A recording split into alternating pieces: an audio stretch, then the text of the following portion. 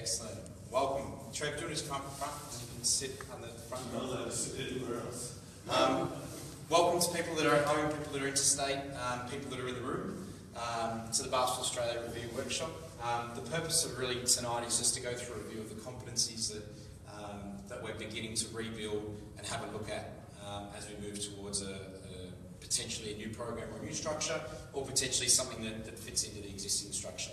It really was about just taking feedback from the lowest level and bringing it right up. So, as we get started, the purpose of tonight's session, I'll introduce my story as well, and essentially why it is that I'm standing in front of you tonight to discuss this. The program and the timeline, the quite ambitious programming timeline that we've set out to try and get something moving, particularly understanding that for many years people have very patiently waited for some progress to be made, particularly from a national governing body. And Basketball Australia are okay with me saying that, so I'm not insulting anyone when I do say that, but it is time to start moving.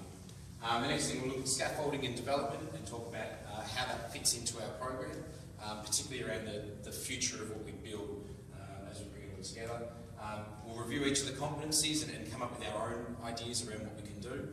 Most of that, particularly for those people in the room and at home, is something for you to do in groups or particularly on your own, and then that feedback will come back and we can collate and then bring it back to the key stakeholders. And then finally, the future timeline, just recapping where we're going to go from there and where we should go. So to get started, my backstory, so my name's Andrew Cavill. My history has really been predominantly around being a local referee advisor and working at local levels with domestic referees. I've had a go at being a Big V referee as a state league, and I found it tough myself, and I was just saying that to the people in the room, that I found it tough myself, and that was really on me, not on anyone else. But I started focusing a lot more on domestic development, which is where I really found my main difference. After 11 years of being an advisor, Oakley, Waverley, now Hawthorn, that was something that gave me a few skills at the local level. I then had 7 years experience being a primary school teacher, whether it was being a PE teacher, grade 6, prep, grade 3, across the board, and some other positions around the education department as well. Has given me a level of experience around planning, development, and curriculum as well. In February 2014, a business was launched. It was called AusRefs.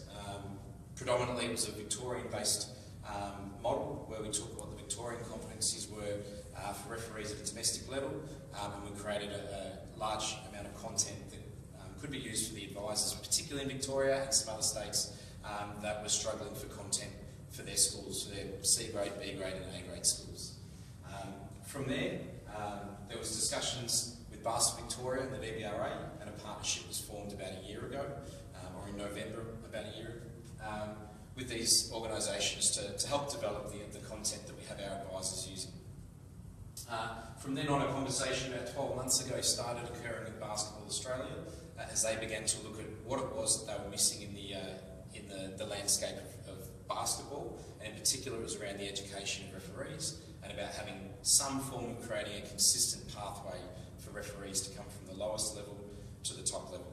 Now, tonight we're only focusing on what I'll call a domestic level, which is essentially what your local association might be developing.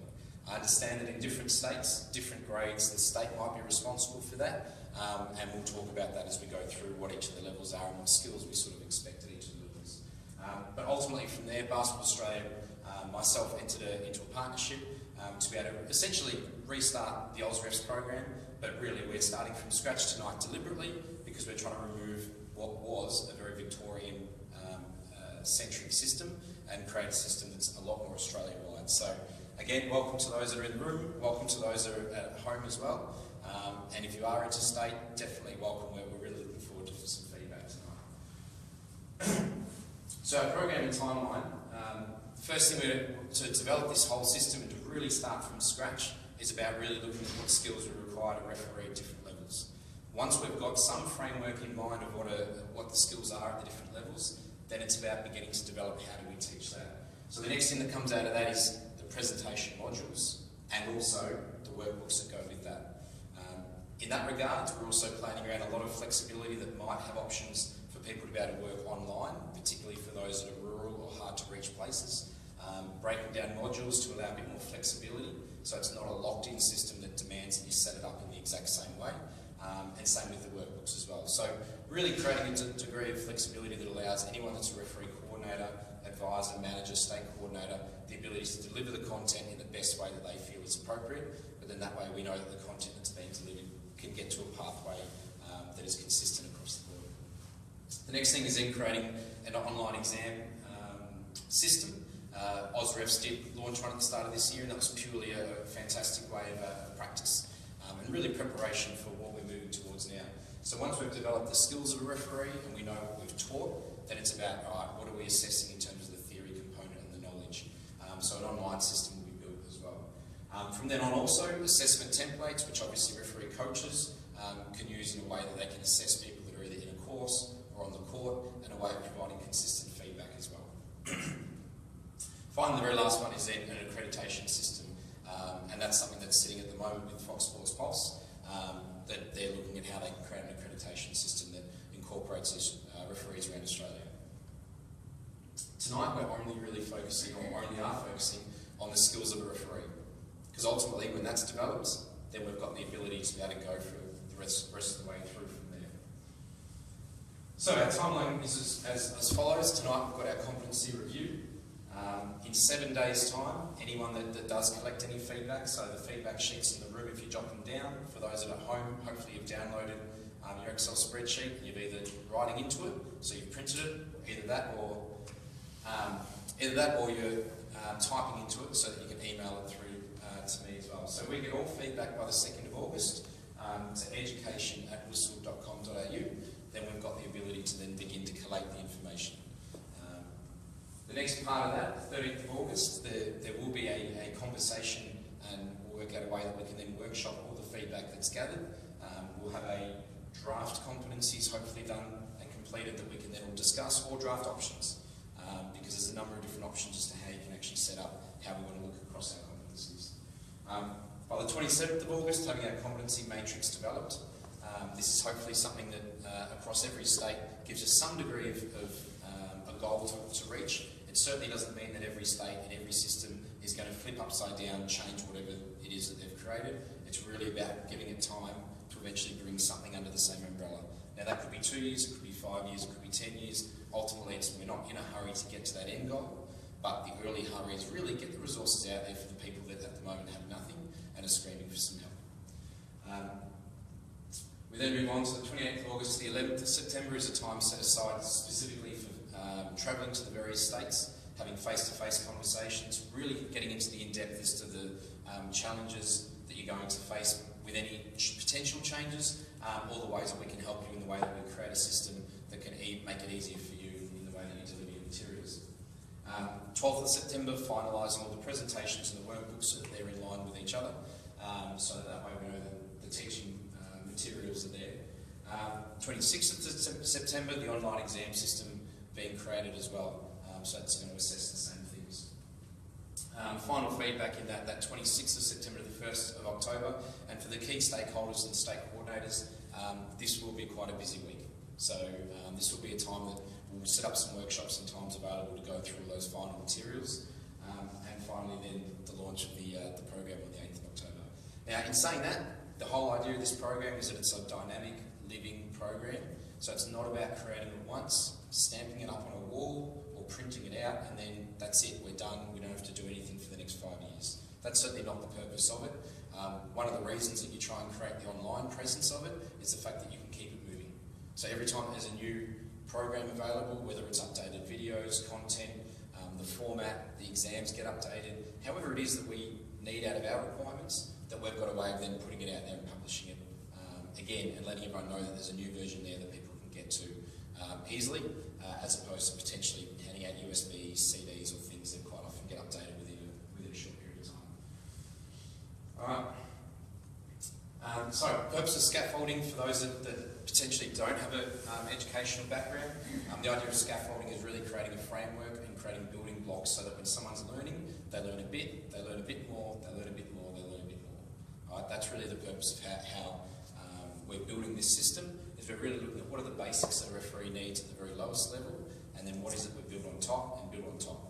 And hopefully the end goal is that we create a referee that when they hit their state leagues, that you're creating a relatively consistent referee across the content and the expectations you have. So in terms of our referees, a novice referee obviously being our level 1C. Can I just note at this point as well, the terminology level 1C, 1B and 1A is purely being used to be able to allow some consistency. It's because if some states are not using that terminology, which is absolutely fine, at some stage they probably were, and they understand that, that those grades mean a certain level of their referee. If we did try and go with some of the newer names that some of the states have used, then we would find that different states have used different names at different levels and potentially create some more confusion. So please don't get hung up too much on the names that we use. We're simply using 1C, 1B, 1A as a way that we can all then hopefully talk about the same style of referee. So what you do have is you have a review worksheet in front of you. These sheets allow for specific feedback around the different topics of each referee. We're going to work through each category, and in each category I'll give you probably 3 to 5 minutes just to go through in that category what you expect of a C grade referee, what you expect of a B grade referee, and what you expect of an A grade referee. Can I get you right now just to start off by making sure you fill out the names of the people that are in your group, so if you can fill that out, and your current location. So if you're at home, you know, which state are you from, which city are you from, that you're filling out your information, so that when I go to collate it, then it's very easy to collate. Shall I be scribed? Yep.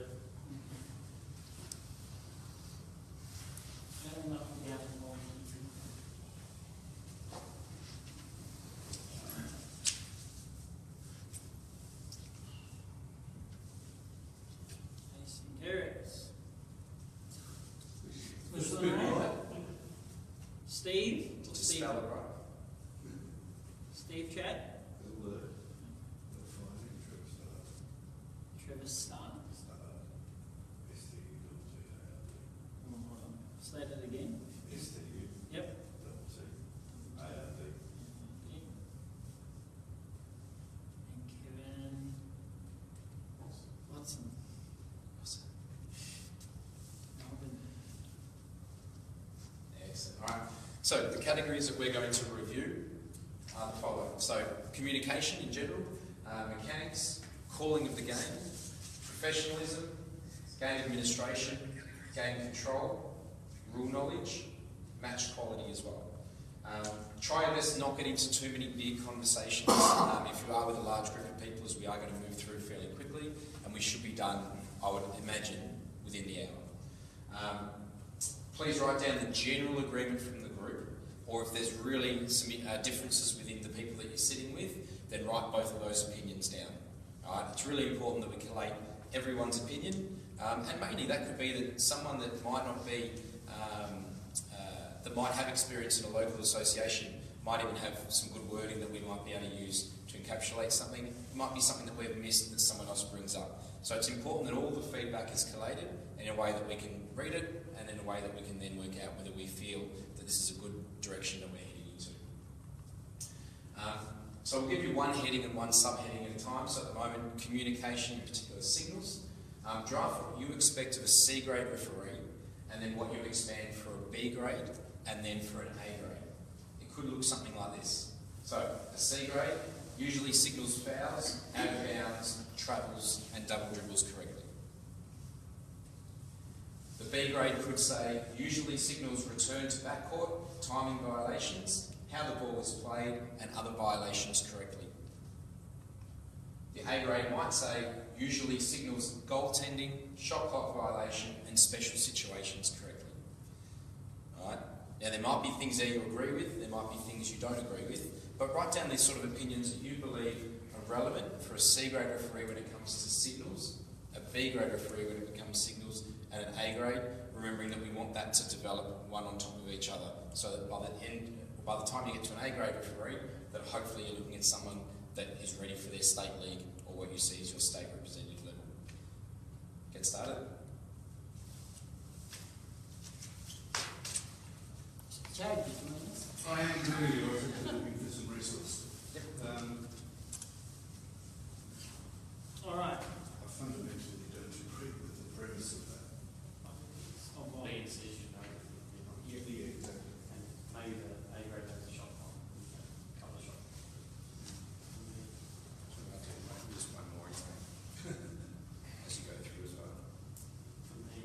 Right, so we're duplicating what we're writing. Well, I've got a feeling there might be some sheeting from the same as well, two different sheets. Yeah, yeah. The secret referee basically doing this all those things. That's right. Yeah. My association, we've got secret referee Friday night now. As a bougie. Oh no, they get screened before they go on. Yeah, but that certainly helps us here about where we're putting referees, but we just got to work through all these mini categories. All right, so for signals, so you're saying I'm saying they should know all of that. That's it. all foul signals, All foul. violation signals. So what would Maybe be not exceptions? shop lock. Maybe Not shot lights. I think they So should. for A No, grade, they should have a signal. They should have a signal. Yeah, they should. They should have all signals from my mind. You should be teaching all signals at the I'm not sure what I do teach it, but Yeah. what about goaltending? well, that's a rule rather than a Yeah. signal. It's not a signal. And they won't say the third grade told me. No, They not get up. when would you to teach touch it? the ring. When would you teach I it? don't teach it till they go. Okay. So for C grade to B grade, all signals. They must know Yeah, must Yeah. this how they execute, how efficiently they execute both the calls and the signals. So my expectation of a C grade referee is that if they're a little bit sloppy and not as convincing with their signals, they're a C grade referee. Yeah. If they're a little more efficient, a little more fluid, a little crisper with their signals, that's typical of a B grade referee. But it's the same sort of signals. Yeah. Yep. With an A grade referee, I demand they do them basically perfect.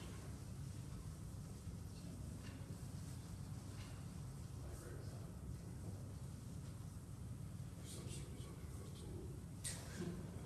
I think, yeah, C grade, they've got to, from my mind, they've at least got to know if they use that shot clock, they've at least got to know all the ways, all the signals in the federal rule effectively, from my mind. Of course, does anyone, could all of us put a hand up and say we know what the rule is? No. I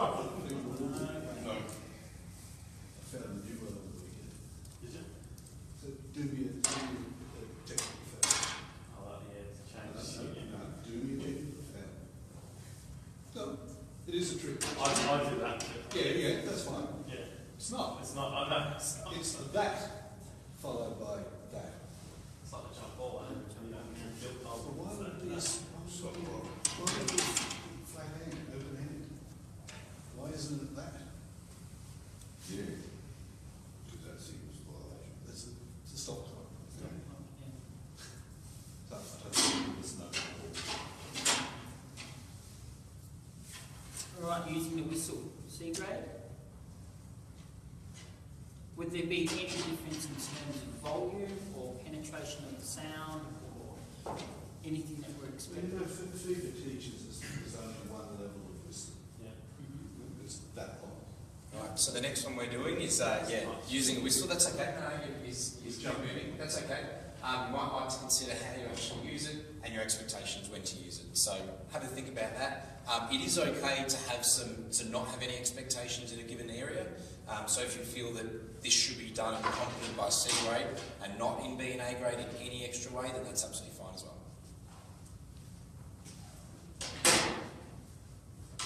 Trevor, what would you expect regarding whistle? Is there any difference between C, B, A grade? There's a big difference between C and A grade.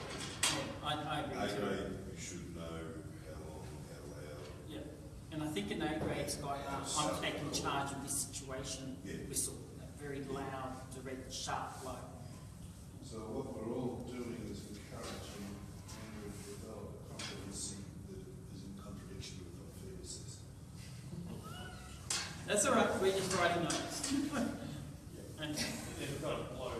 So you've got to blow up loud enough for 10 plays to hear it. Yeah. Blow it Stop out, again. have it down. Blow it out of bounds. That's fun.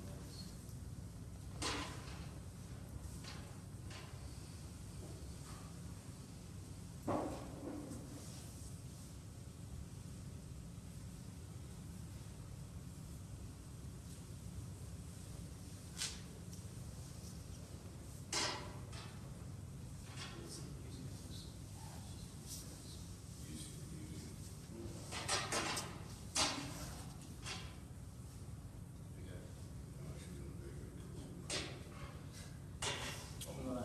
Got a feeling the next one might be contentious. Yeah. Using your voice. There may be a few contentious ones. Anyway, so yeah, the next one is using your voice. Yep. And just again to consider, you might want to think about the score bench and during play as well. He needs to talk to C grade is pretty much required to speak, use their voice Yep. correctly to the to school. a score bench, yeah. And nothing. I don't put them out there. Some of them actually, Some can. some can, some, The ones who can are usually up to B grade. yeah. Yes. So the score bench, do you encourage them to talk to players No. as a secret? They don't know what to say. I encourage They them don't to know, they don't know, 3 seconds especially.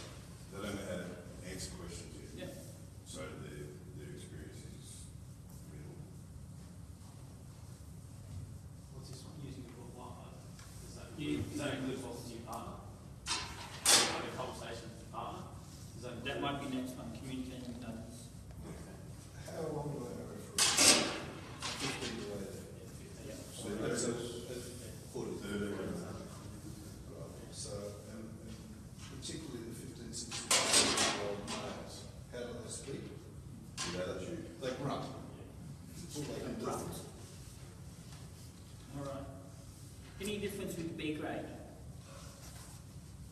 there should be. Are they starting? Starting to Just talk, starting to explain talk, calls. explain calls, and basically use their voice, improve their voice.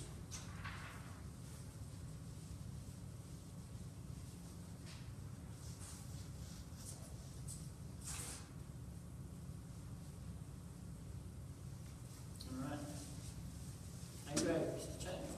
It's a long preventative.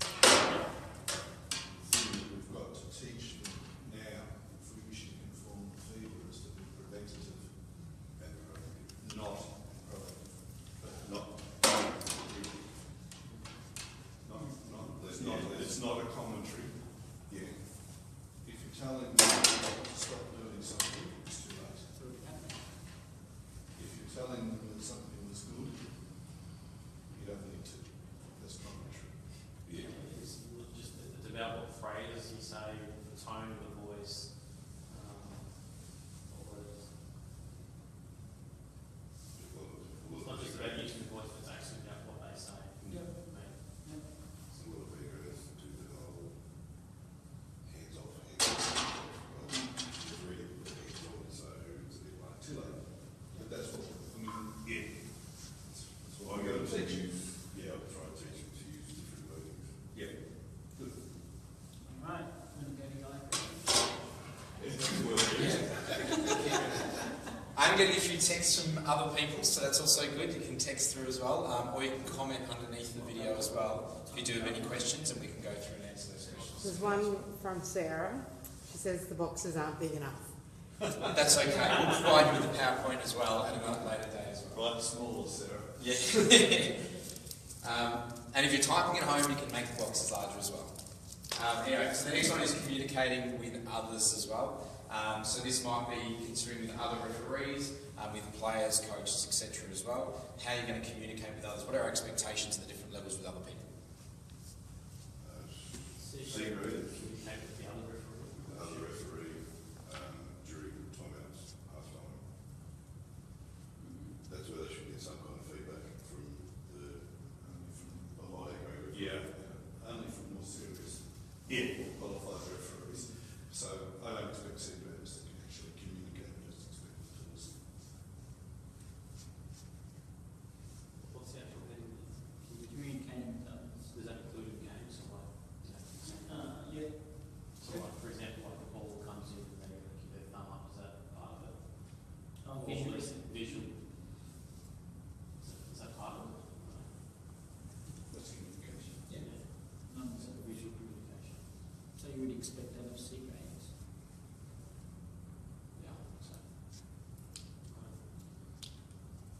So you're using non-verbal.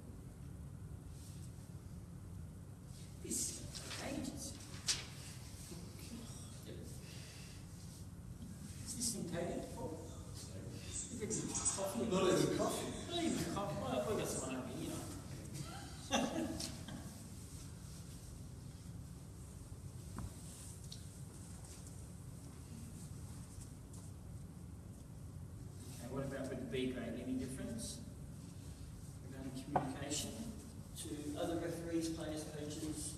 The greatest difficulty we have to teach big grade officials is to be respectful to other people. Yeah, so respect for communication. They become smart asses too quickly. Yes, they know because they begin to know stuff. And they think they know a lot. Let's get to it, don't they?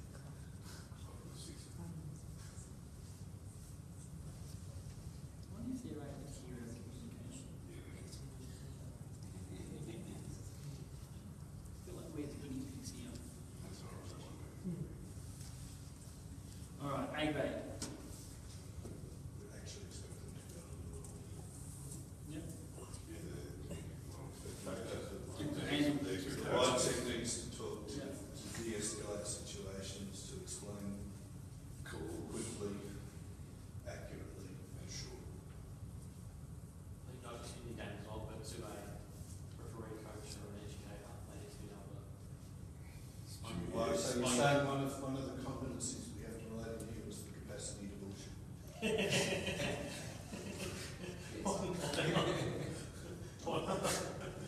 That's what you said. It's what you did all your life. Capacity to use creative Yeah, that's to engage. I prefer my definition. Give an outcome. There we go. Very good. Yeah. Excellent. All right, so we're moving now. We're moving into always a very contentious issue around what we should do around our mechanics. But in particular, we are looking for fairly specific wording that we can be very consistent upon. Now, I do understand that there will be very different opinions. Put the opinion that you believe is right. If you do have a mixed opinion with the people that you're sitting with, then just put down those shared opinions. All right, show that we'll be able to tell when we read it that there's two different opinions as to what we expect to portray. Let's also remember that part of this process is to show what sort of feedback we're getting back as to what the expectations are out there. So we're going to have an understanding that if some people are saying A and some people are saying X, that we know that there's different expectations. So we know that if we do make a decision to go with one or the other, or somewhere in the middle, we understand then how we need to educate people to bring them into the same path as well. So particularly now we're looking at the mechanics in trail. You see, I have a real problem. A real problem. The only mechanics we should teach are the mechanics that FEMA tells us to teach. It's a little bit more difficult given that they don't actually have a book for us. That's fine. On the current one. They did at least give us some Slides.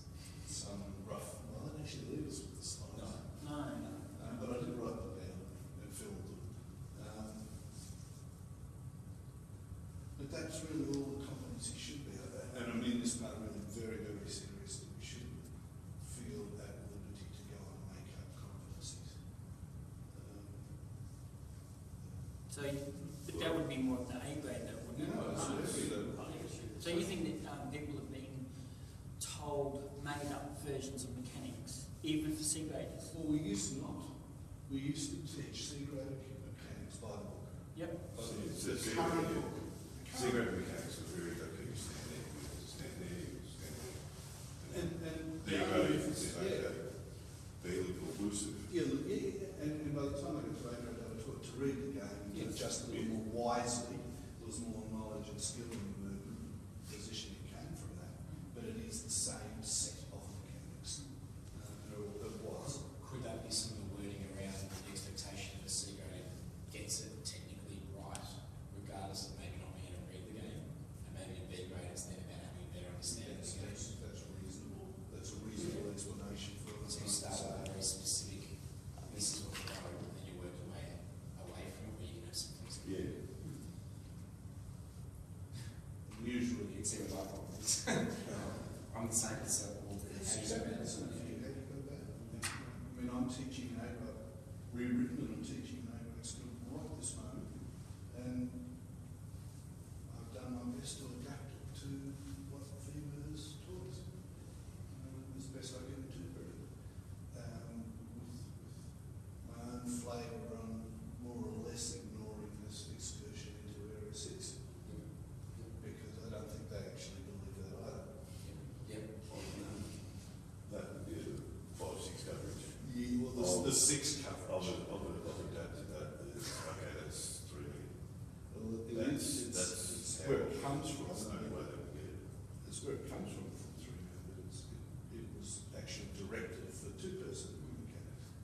Do you want to in particular then write that, like say about the non-area 6, I guess rotation almost, because then that's something we've got to unteach. I would like to a lot of people. So if you put So my comment on this whole area this is as per FEMA, except area 6. So moving also into the lead mechanics, and we've had a very good conversation here around the expectations that FEMA are placing on us, and I guess the restrictions as well on the fact that we don't have any printed material to actually use as a reference point. Sorry? Maybe you'll have some luck in getting something here. And maybe Hopefully we will have some luck that we can get some printed resources. You know, who knows, maybe we can be the people that create some printed resources for those that are looking for something to give some I think guidance. so. I think that should be in fact developed in cancer field. So, no, fantastic. So I'll give everyone 1 minute to see what you can put down for lead position, and then we'll move on to transition. We have a question. How old are the officials when they start refereeing in Victoria, especially using the grading system with only 3 grades?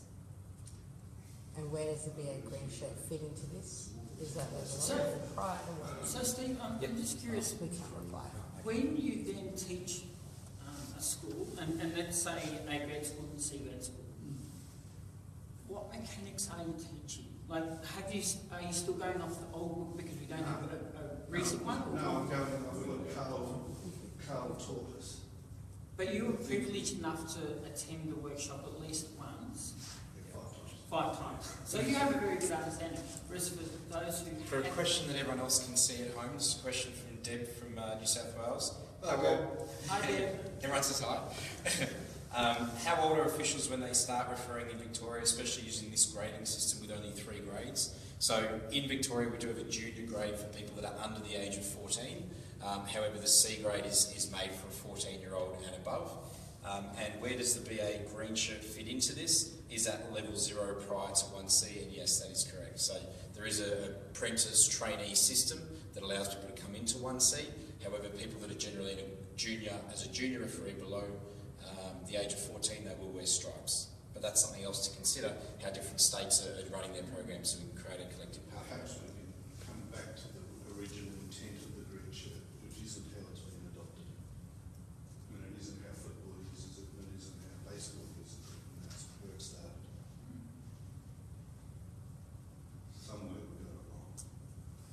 Yes, so with the mechanics. Yeah. then, So, but yeah, to answer you, that's what I do. yeah. I teach it because that's the way people want it taught. Yeah. That's what they've said they want taught. So that is the standard, whether we choose to find a book for it or not.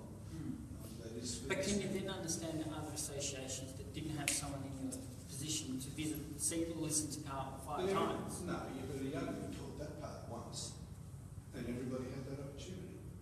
There is no excuse for any one basketball association not to have been at that. Well, I went to the one at Dandenong. 30,000 people. I went to the one at Dandenong and I thought it was very ambiguous between 2 and 3 person. And I've had this conversation with others, and I listened to the taping that Alan from Pakenham had, Alan Lee, of it, and I still think it's ambiguous. So just moving on to transition, if you haven't already, you might want to write down the mechanics in respect of CB and A grade for transition, moving around the court. But it didn't have any graphics. But he did have graphics. He had the graphic with very specifically with the court. He really created trouble here, Jason. You're making me draw. I get this feedback now as well. That's the line, the shared area. Yep. And the graphic has got the shared area going about 1 metre outside the line. And that was a very clear graphic to put up.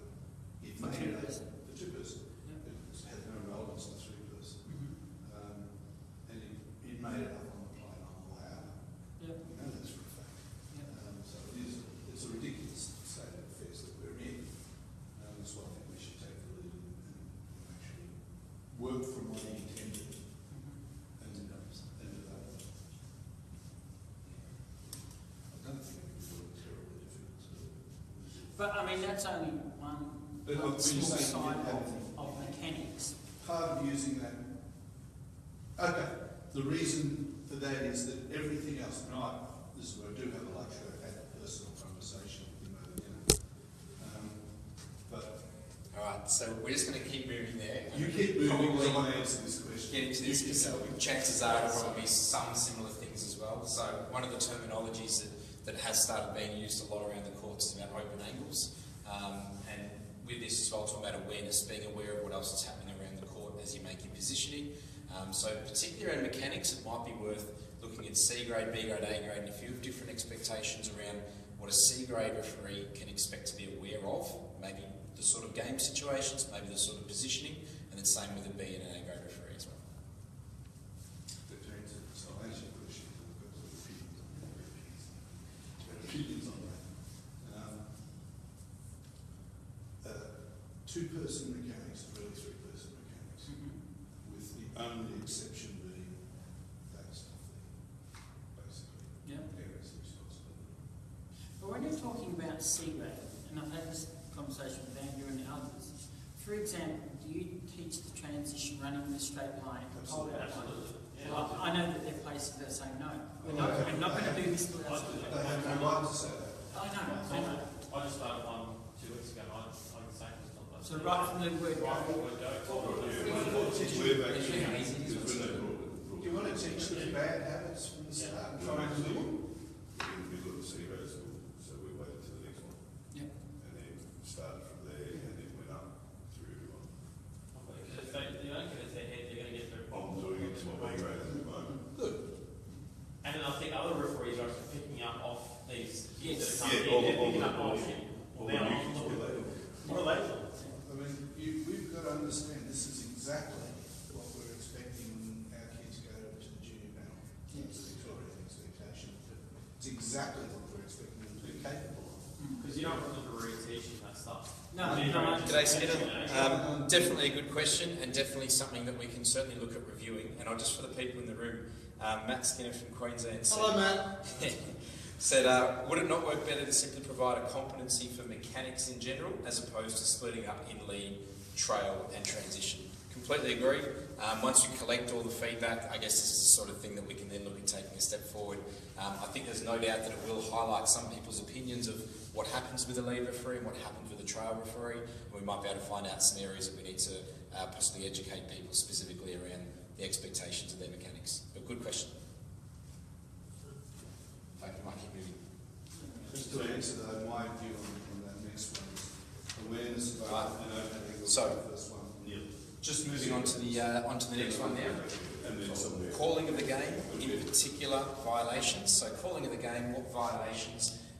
One of the advantages, I guess, or one of the things that I've found over the years is teaching every single violation to a C-grade referee is overdoing it and probably complicating a young mind to try and take on a lot of knowledge in a short space. So quite often teaching specifically some of the basics, I won't say what that is because I don't want to influence people's opinions, but teaching some of the basics at a lower level, teaching some of the intermediate kind of things at a B grade level and making sure that they've got knowledge of the rest of the common violations and possibly waiting until A grade to then check off the last couple.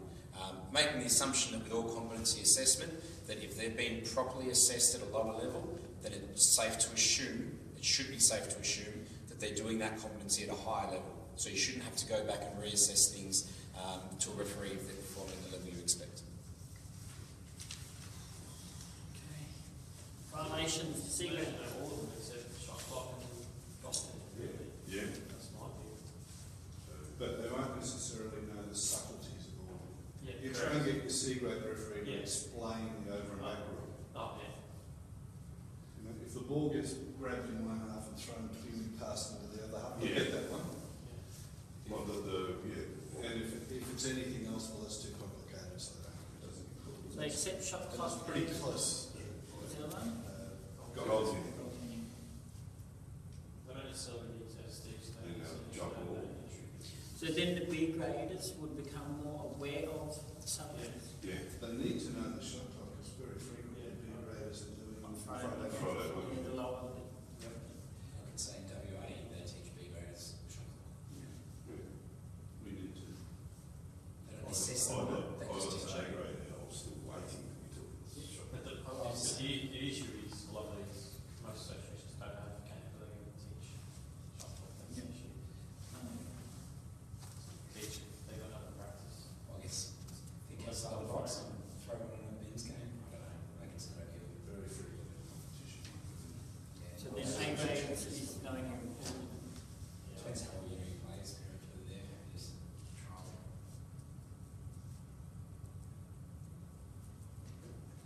would you expect A grades to be able to explain to players all violations if they ask? Yeah. I don't think that's the distinction they can explain. They know the theory of it. I'm not convinced they can. Ask them the junior panelists. Explain why you encourage a bar for travel. Billy Buddy has done 900 NBL games and that's still his explanation. It looked wrong. So moving on to the next one, so calling the game, particularly fouls. So calling the game in terms of fouls, you might like to consider consistency in setting a pattern of a game and whether that's a certain expectation that comes in at any specific level. Heavy contact, obvious contact versus minor or off-ball contact. So these are all different areas that expectations that might come in at different levels.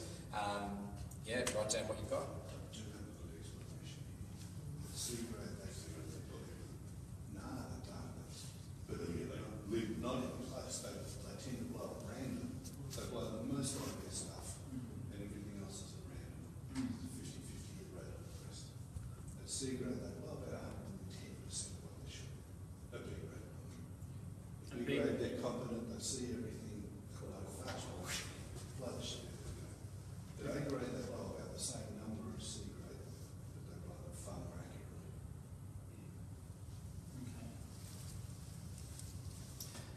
That was that again.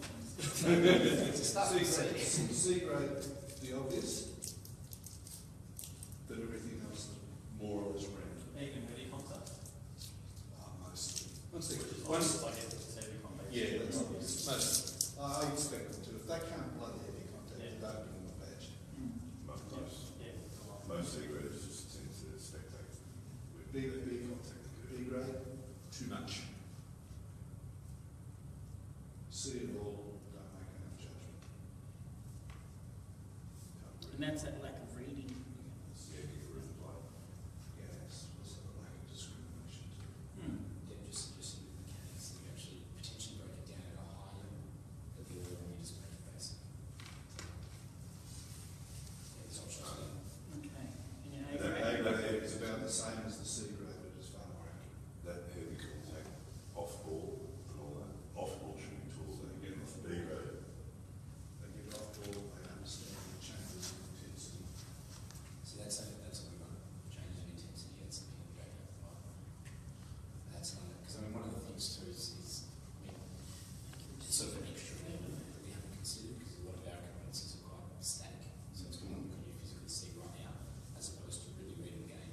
So then, you know, I mean, when each trainer They need to understand the special situations to A grade level. They need to know that there are special She situations. needs to know that there are special situations. No bugger can understand it, can explain them.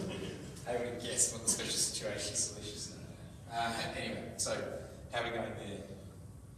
All right, let's keep on moving. Yeah. Fantastic. All right, so moving on. Calling of the game specifically, we decided to break this down. You may have already had some level of consistency or setting a pattern there as well, but this time it's specifically again, it looks like it's a bit of a repeat, but just looking particularly at consistency. So is there something you expect of a C, B and A grade just in terms of setting a pattern or consistency with their calling?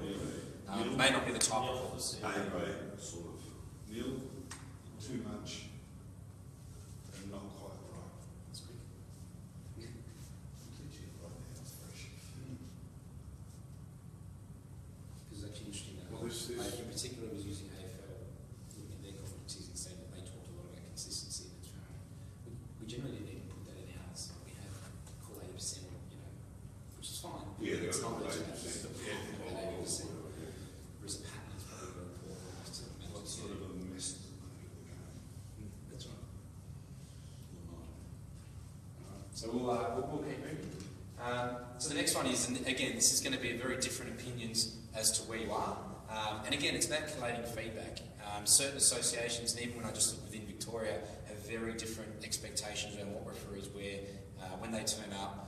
What's really expected out of them as a referee. Now, we're not saying that we're going to go away and say that every C-grade referee in the country needs to be in black shoes and black pants. And we're certainly not saying that, but we are interested to know what sort of expectations you have of your referees at the different levels as really as some data collation in case there is something we learn from it. So you might want to consider what sort of the actual uniform is, so whether they're wearing any colour runners, black shoes and whatnot, whether they're wearing shorts or trousers, and also on the next slide as well, you can do the same one, which is attendance, whether you have expectations around when they actually turn up to their venue, or potentially maybe what they do if they're running late.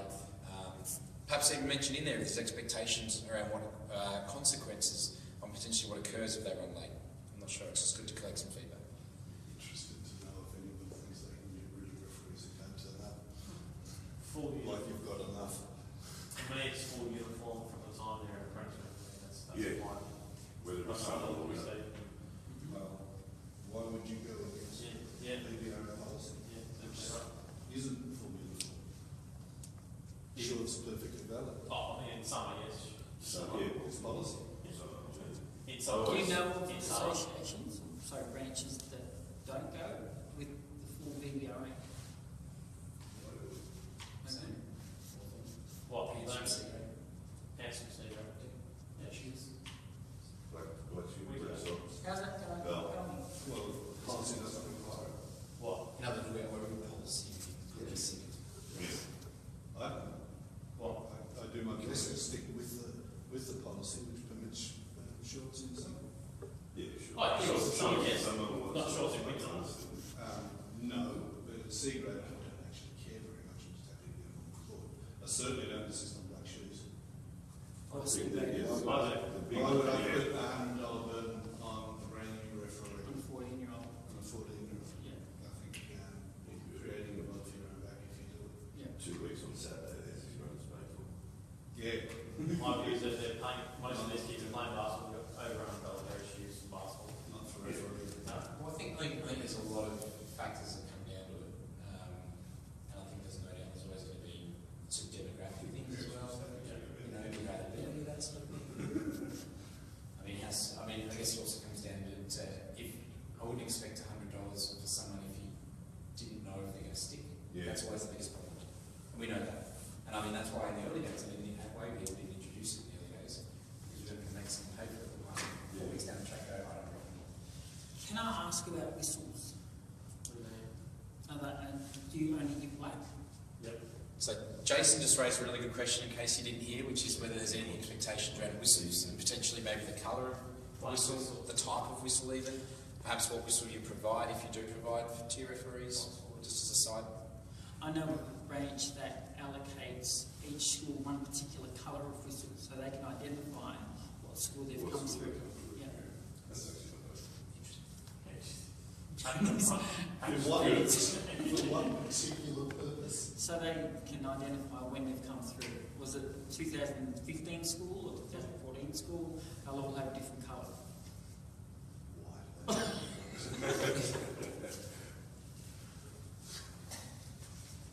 So you don't agree with that, Steve? Isn't that a form of discrimination? Does that mean they agree with the green shirt? Stop. Just stop. Okay. So A grade full uniform, B grades full Absolutely, uniform? absolutely. I agree. full Full uniform. uniform, B grades? For me, it's full uniform. Yes. All across the board, full uniform. That's for me. Per VBRA policy. No, I mean, I don't anticipate I know. that any of this will actually in any way be governed by Basketball Australia, because it shouldn't. I know. What does it I know. say about shoes?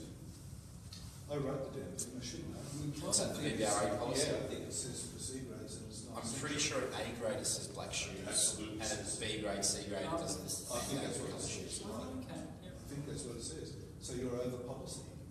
Yeah, it's fine. We can, Teaching from the right. we've actually seen some. We've seen kids over. Alright, so still moving on, so You've got too many kids if you could do that. so the next one, and this is another interesting one, and a couple of these sort of topics came out of when I was looking at some of the other sports as well, so whether it was netball, whether it was hockey, or whether it was rugby league, or the AFL competencies as well. It was interesting to see some of the areas that they had in their competencies that I hadn't considered with the previous AusRest program. In particular here, concentration and awareness as well. So we're not talking about sort of the awareness from earlier, we were talking about getting a good position to be aware of the different things that happen on the court, but really just concentration awareness. that you don't have that B grade referee potentially looking around at the other courts and, you know, really just not paying attention to what's going on, being aware potentially of coach behaviour or other players off the ball behaviour, things like that. Just seeing if we can align something potentially under this sort of heading. Very little. C grade is actually concentrate harder. The concentrate harder is very, They only say very that. much. They're very, The C's. tunnel vision. Yes, tunnel vision. The B grade tends to more. It's like they're Watch calling other all the courts. game, they see far too much. The big grader. Yeah. Yep. So they get involved too much, or Well, I they think they can get involved with what's going on the opposite court. They become emotionally involved with their surroundings. This is not a required competency, this is a criticism. Something we've actually kind of tried. Steve, the referees rated one B below, Brace may approve the use of other sporting shoes as an alternative to glove shoes. There you go. Can I wrote that? That's Hang on, does that say the branch may improve? Yeah. So he's not over the place. Put the pants up. My pants up. Yeah, if you make. Unless the shorts say may approve. No, It says the same. I think it's, some says they may, so it's a right. May, Not the branch may approve, but it's a right. Brace may approve the use of other sporting shoes or alternative to glove shoes. Alright, A graders, concentration and awareness. It's appropriate, it's got to be appropriate to the game. They shouldn't. Full awareness of what's happening. Full awareness Coaches should will not be be taken by surprise by clock failures, score failures, 6 players on the court. I've seen that season. No, Video you deal. you actually see it on the court. Blood situations.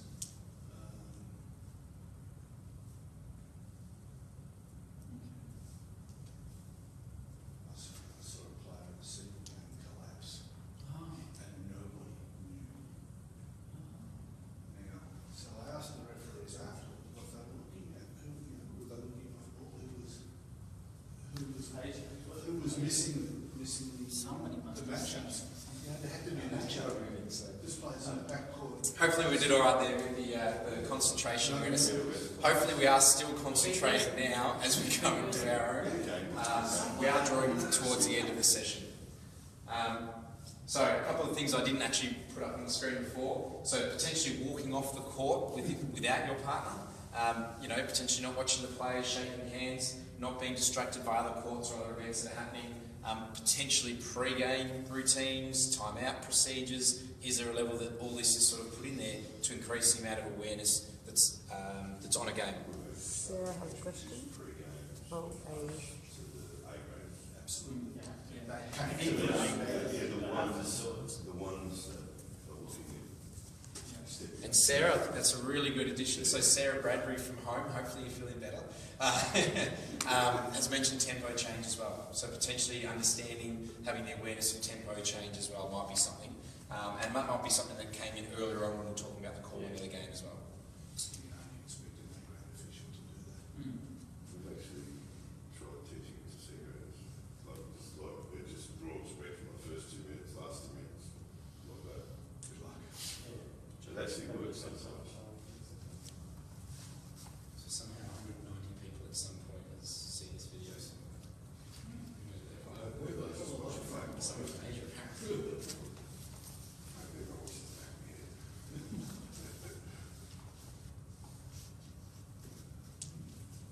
It's a good question from Deb. So, Deb, really good question there. Would concentration or awareness be under professionalism or game control? Professionalism. A little bit of both. It's a bit of both. So that's probably something that definitely we tease out as we get the information back and we sort of work out where we think it fits better. That's an excellent question. All right, let's keep moving. So, moving on now, game administration. This is particularly one of the things that when I looked at the AFL competencies, it was very particular about what it expected of umpires at different levels before a game, during a match, during a game and after a game. So in particular here, before a match, under the heading before a match, you might want to consider what a referee is expected to do in terms of communicating with the scorers, the score bench, setting up the game, competition rules, league directives at the higher end.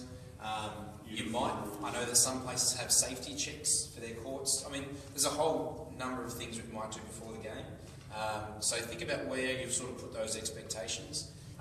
Certainly putting all these expectations obviously on a C grader means that they might be excellent at saying hi to a score table official, but they might then forget the fact that we want them to do potentially a safety check. I'm not sure, but we can tease that out. Yeah, I'm not sure that we do. I think if you have a set of standards, then every referee should be engaged in the standards. Which Should will be. be before you go. So it should go. Whatever that is, it should be handled. So what's that standards? I don't do any of these things, but if we did, Yeah. I think every referee should do them. Yeah, from C grade. Yeah, I think there's a great deal of impracticality in doing them. You've got 2 minutes between games. Yeah. If you're very lucky, you get time to go get a drink and go to the toilet. Yeah. I've seen some BJBL referees do nail checks before games Yeah, good. on under 18s to 20s. A grade pre-game before. A grade's got to do. A grade before pre-game. That's a game administration or is that something else? Perhaps meeting the coaches or something as well. Yeah. Okay. Whether we think it's or not.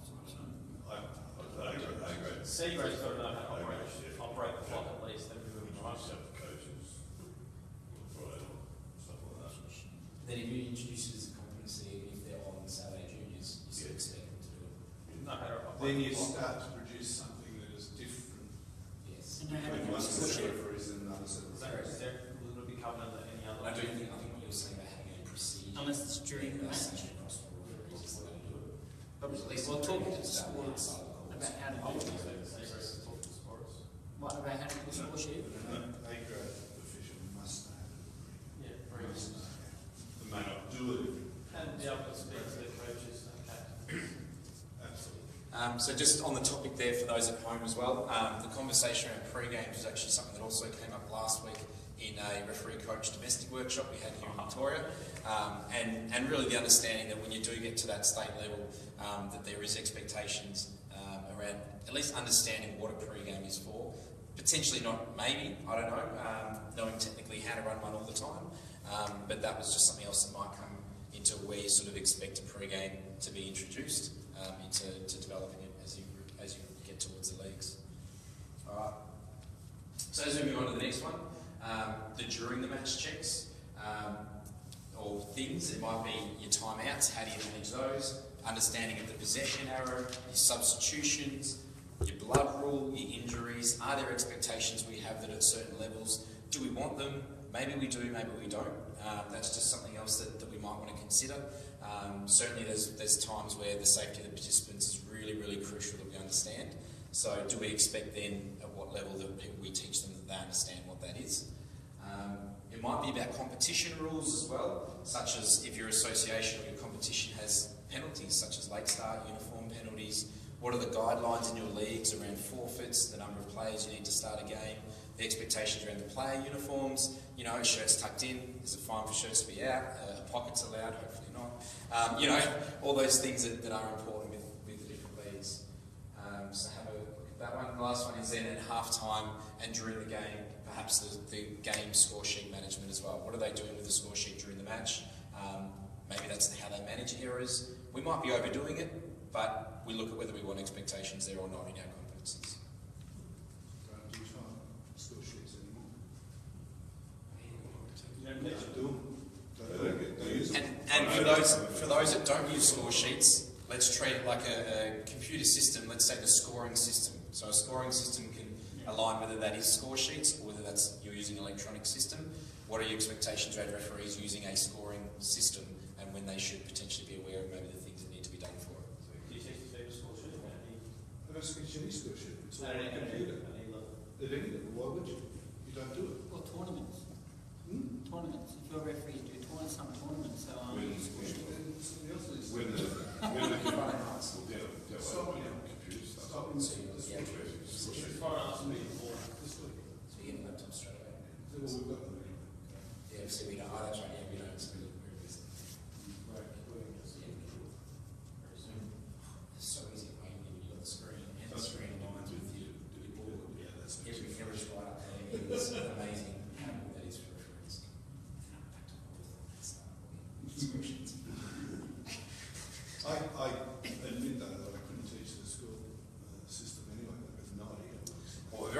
conversation here as well is about how different leagues may use score sheets, others don't. You might have a referee that goes to a tournament and always uses a computer system, that goes to a tournament and uses score sheets. I mean, it's going to be a really challenging thing to sort of look at, but potentially creating some resources that just says, how do you teach someone to use a score sheet, whether it's the old school method, whether it's the FIBA method, whether it's a computer system. Maybe we'll just create these resources so that they're available for those that need them when they need them. Yeah, I think that's it. Potentially online exam system, we could produce potentially something that allows someone to run through on their own some of the stuff, how to do it, and maybe that alleviates our ability to have to sit with someone and teach them how to do every step of the way, depending on what they do. No, I can't read a film school sheet anyway.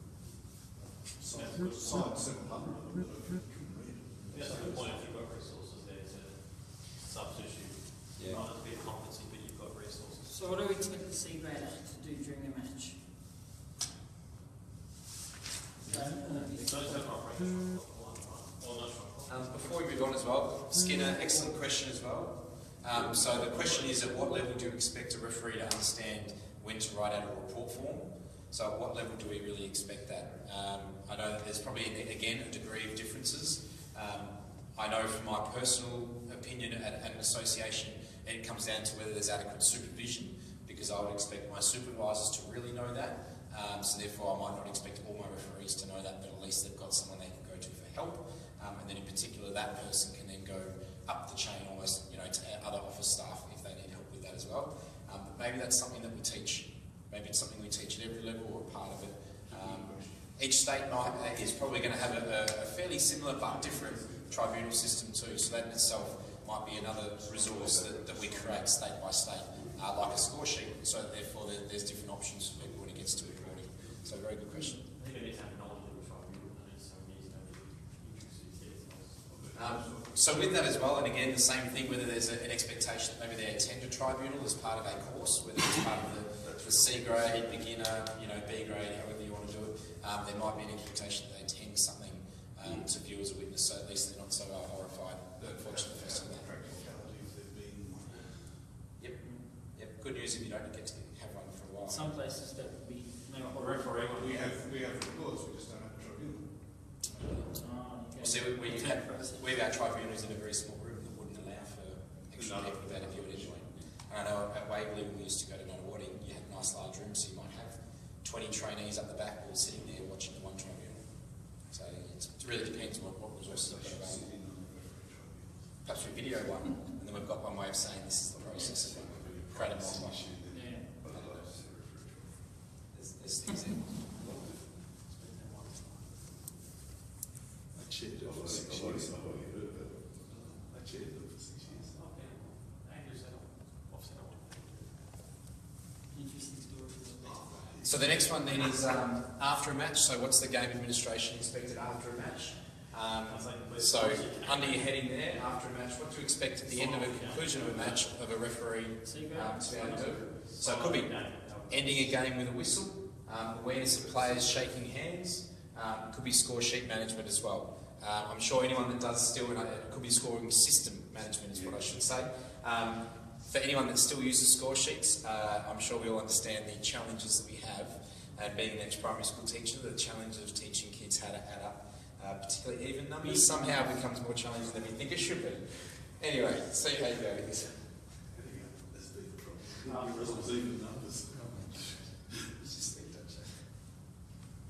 Alright, what about a B grade? What do we expect? So C grade is sign up to score sheet, where it's done. B grade, any difference? I think you expect a big grade to actually be aware of the environment. Yeah, be So more aware. risk of violence. After a game. Parents, a parent would recall that how to deal with Yeah. Whereas I don't expect to see that for actually be aware. Yeah, right. Like a living in the Well, I know if where's your teacher cigarette, if something happened to a court, like a fight or whatever, they have to pretty much go the other way and watch. Happy to teach them to like what else to do. And then you get an A grade in the middle of a fight. Alright, so what about an A grade? post game. Much greater awareness of all of the environmental things, but also an understanding of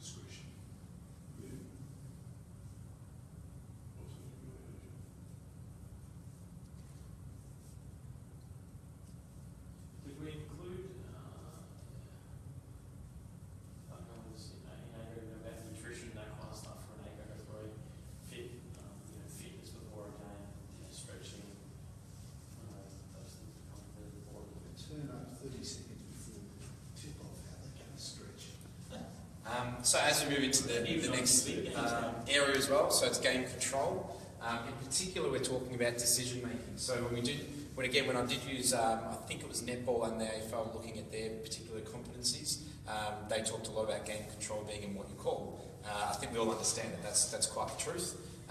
However, I think traditionally we've looked at game control, or as a lot of people used to call it, game management, was really around how we used our voice or how we potentially reacted to a circumstance, potentially forgetting the fact that certain calls are obviously going to keep a game within control or potentially allow it to get out of our control. So you might want to consider the ability to make a decision quickly versus slowly.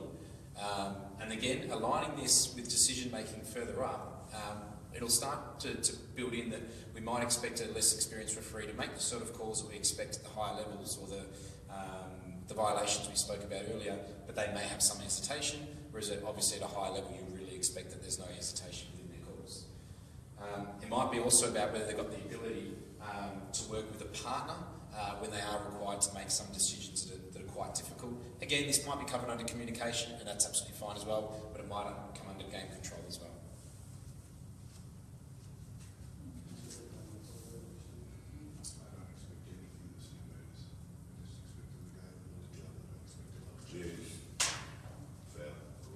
Contact. See it, Like, don't judge very much. Cool. Don't call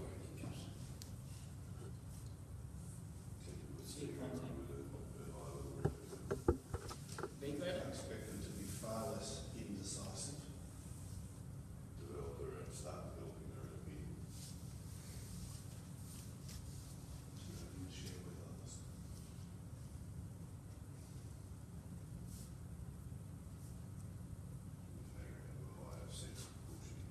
Well, I actually expect them to be able to judge it. To judge The severity of it. the severity and consequence.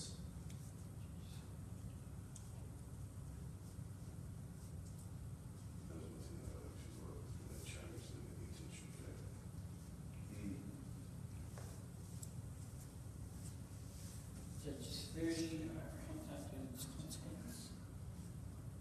And to react quickly. To react instantly. Sometimes reacting slowly might be better.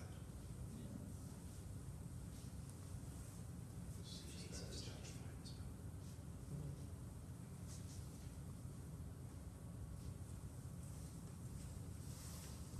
I think that there'd be an issue if a A-grade referee was consistently blowing fouls slowly. Consistent. Yes. Not make a referee. Yeah. Absolutely. All right, so still moving on. So from decision making now, we're now moving into another area of game control, which is leadership. And again, this is something that you may feel that there's ways that a young referee or a C-grade referee can show leadership. It might be something that you don't feel is appropriate. You might leave that box empty if that's how you feel as well. Consider the following: so the presence that they have on the court, controlling the situations that occur within a game, and communicating for control. All right, so that sort of is tests towards using preventative voice or other methods to keep control of the game. C-grade, nothing. B grade? Minimal B grade. I think a B grade should be on a mentor or a junior, some training. Can I make one suggestion? Potentially from AFL, which is the ability to explain a call, an easy call, to the player. Okay. So So you I can- sort of sense we dealt with that earlier. Yeah. Whereas I think an aggregation has to have all of those things up there. If they don't have them, B grades start to develop there's no cool. sacred official. The one thing though that is missing from that is the badge that Carl put up on at least 5 of his seminars, which is a little badge that says, hello, my name is, instead of the my name is, it says, hello, I'm in charge. And that's, I've been using it for a logo for my reference. If they only do that, if they can only go onto a court, which is they say, I'm in charge of this game. Yeah. Well, that's the difference with management control. There's Yeah. a sense, I know there's some heads who will say it's just a word, but control means that you're completely managing, you could manipulate my name is Jason. I'm in charge of this game. Yeah. That's, I don't know that they do anything more than hit you. no, but it sets the standard, right? Obviously, the biggest problem is when you don't have your referee. Your referee's obviously on top of the game. Then obviously their control completely gets lost. And that's the challenge for us to teach them to get to that level and not to fall. If that's the one thing we get across to our athletes. Alright, so as we move into the next one, this one in particular is around rule knowledge. And again, it might be a bit of a repeat of some of the things we've said earlier. The idea is that we do create an online exam that does test people's rule knowledge, but there might be things in particular that you want tested at different levels that maybe practically we can't test. It could be something around, as a good example, the ability to do goaltending, where goaltending might not occur in an actual match that you're assessing. However, if you have a right online exam system, then at least they can be tested the same knowledge anyway, or potentially someone sitting with them asking specific questions. So there's also a space on the bottom of the page there that also allows for any other comments below the next table we're going to touch. So if there's anything that we haven't covered in any of those topics that you feel that we can just throw in at the end, you certainly can. But just do your rule knowledge now. If there's any other comments, put that in and then we'll finish up shortly.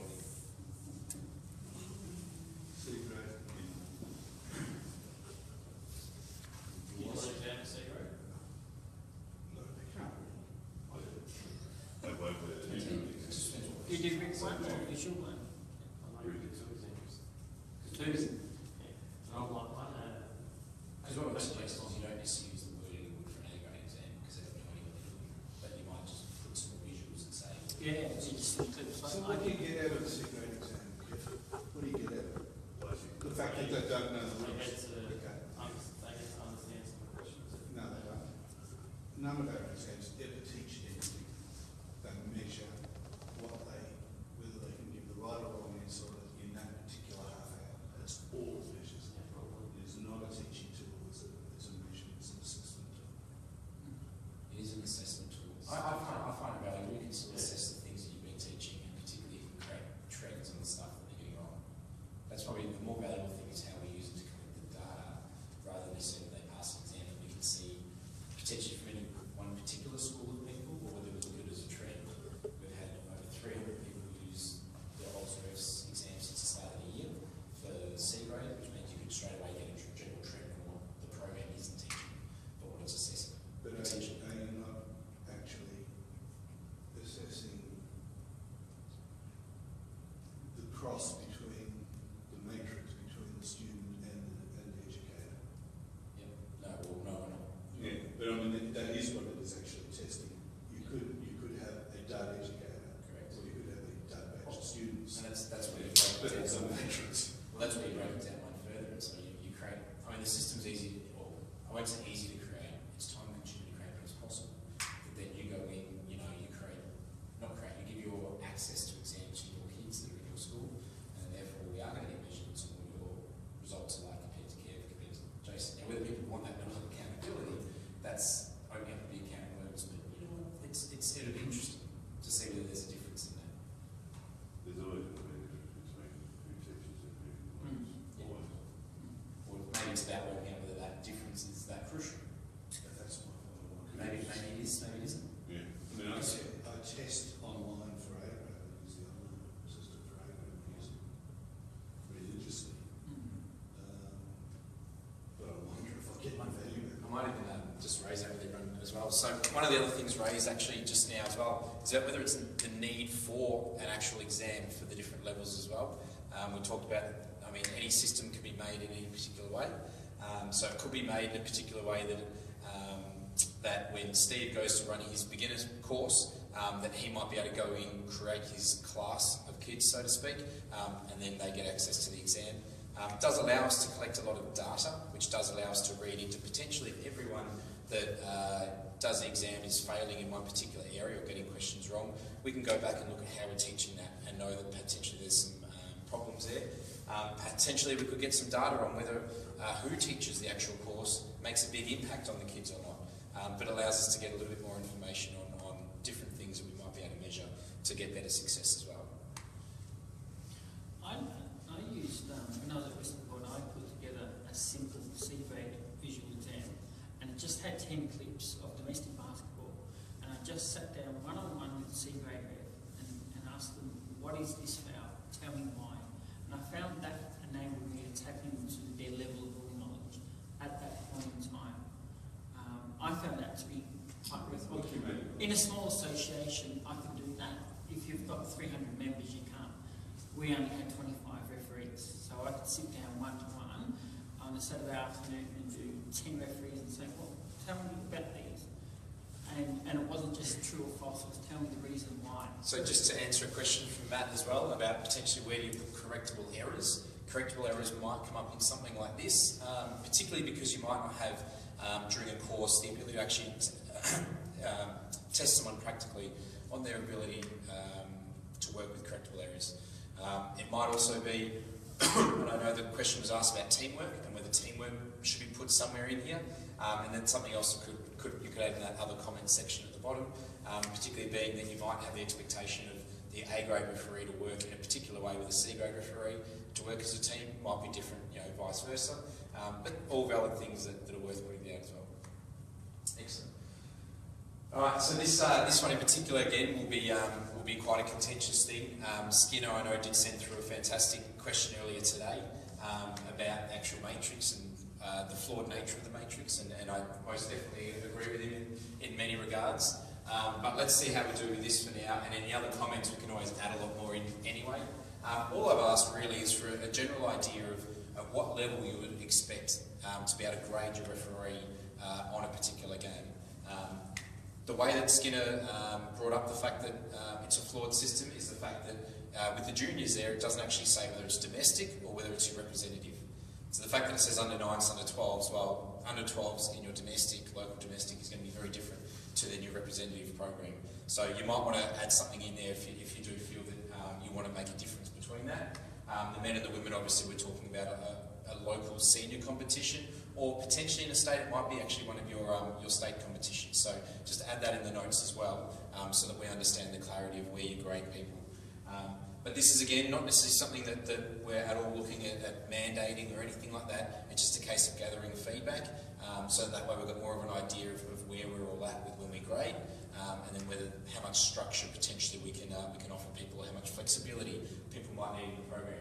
So it says on the left-hand side there, a local low-quality game, a local mid-quality game, a local high-quality game, a state low-quality game, or a state high-quality game. So essentially, you might have A grade to E grade, or you might have section 1 to section 8, or vice versa. It's just talking about what sort of level you might do that, and then across the board, whether you use juniors or whether you use seniors. So have a go at that, see how you go, where you think it should be. C graders, what would we say? Under 9? For me, it's a minimum under 14s, mid-quality program. 14 mid-quality, Jesus, you guys are harsh. What do you think? You've got too many candidates. That's the expectation. So what would Far you too say? many candidates. The top 4, Huh? top left 4, so up to mid, under 14s, local mid-quality. Yes. Yeah, I grade on that. You grade them on that. Yeah. You've got far too many candidates. But high quality would be, I don't agree. Friday. Really? Shit, the bus. Because it's like the majority of competition is going to be above 14s and above general. No, at the moment, we do C grades on men's. It's just not true. You do? Yeah. Oh, my C grades haven't seen men's game in 5 years. Because to get C grade, they have to ref a game of some kind of standard, and the juniors under 9s and 12s. Alright, what about for B grade?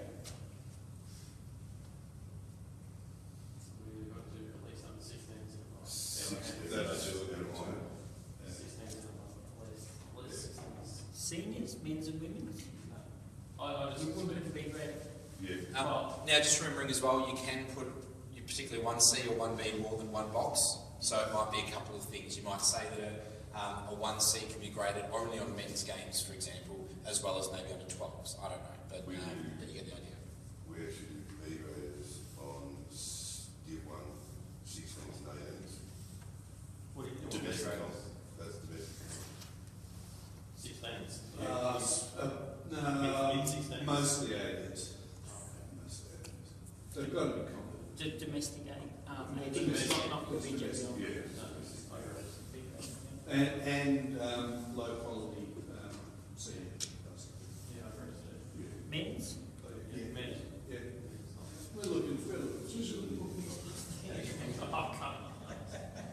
What do you do? What do you do? No, we did decide we weren't going to include mixed in there. That was just one of the questions that was raised. It's what competition we have. You're only blessed, of course, if you've got a mixed competition. Can attest to your patience. A grade to be the highest men's competition available. Yeah. I actually have. I guess for some of the states out there, I don't know, how would you feel about, some of the states having their A grade course potentially on state juniors? On representing juniors, that might be something. There's a different model where in the system. Correct. So, Quite yeah. right, by the way. So I just don't think you can mandate. I would hope you wouldn't plan to mandate. At the moment, no. That's right, and a lot of this as well is about collecting data to get a good understanding of the differences between all the states anyway. Certainly not the purpose of today about making any mandating expectations. Do it in 3 places. Yeah. Do it on the highest men's game, Yeah. domestic basketball. Yeah. I also do it on the over 30s men. Yeah. Grumpy old men. If you can control them, you can control the game of basketball. Yeah, no, great. And I do it on the under 18 DJBL lower level competitions. Yeah, not your BC. Well, you can't, you don't have access to it, but I do it for those who see if they're Excellent. excellent. So, just closing up. Usually takes 6 games. So, just closing up, I'll just close up with what the timeline is. If you do have any other comments you want to add down the bottom, please add them there. Comment below the video as well. That's been fantastic to get your thoughts coming through. All feedback, please come back to education@whistle.com.au. Whether that's in handwritten and scanned form, whether it's typed into the spreadsheet, that's fine. Just send it through. We'll collate the information. We'll then sit down with the state coordinators and the key stakeholders around the 13th of August, and we'll be in touch. We'll look at what the feedback was that we had, and we'll come up with some draft competencies, so that then hopefully we'll have all this developed, the competency, the framework developed by the 27th of August, and then we can move on from there into the following next steps. So overall, thank you very much for attending. Hopefully it worked well for those that are on Facebook watching live. It was the first test of a Facebook live video, and it seemed to have worked really, really well. Thank you that made it out here tonight, and you're saying we're done. Thank you very much. Matt's here agreed with you, Steve. On what? On the exams. Good, Matt.